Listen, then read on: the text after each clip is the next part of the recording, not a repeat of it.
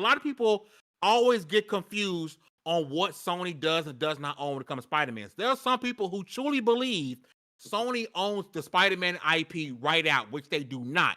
Sony has movie rights. They also have show rights if the show is longer than 30 minutes, I believe. It's below 30 minutes, i.e., the Spectacular Spider-Man show that was on the Disney Channel. Sony didn't own that.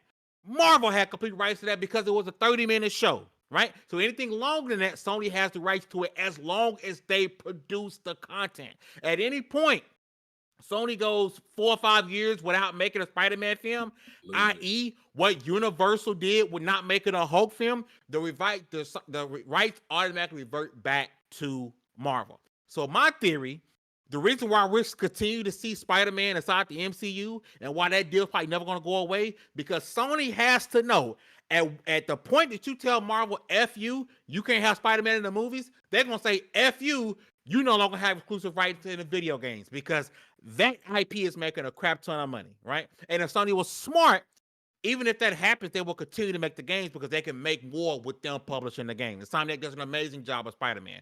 But I need people to stop thinking that Sony owns the IP right out. And if they ever piss Marvel off on the movie end, guaranteed Marvel gonna piss them off on the video game end. But I don't foresee none of this happening because Sony and Marvel seemingly have an amazing relationship, which is why you're seeing an exclusive Wolverine game, an exclusive X-Men game, an exclusive more Spider-Man games with Venom games coming out.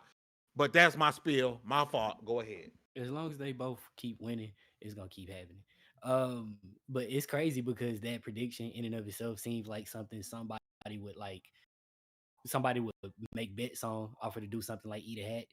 Like that's something that, like, if you had said that back then, I bet that would have got added to the bet. I guarantee you. Probably. Somebody, because it sounds, but it oddly sound though. It's oddly sound theory. So much so that I forgot what your question was to begin with. Oh, my fault. My bad. Because even in the chat, no shade to you, Nisa Howard in the chat that Sony owns the rights to Spider-Man. No, they don't. Marvel owns that IP.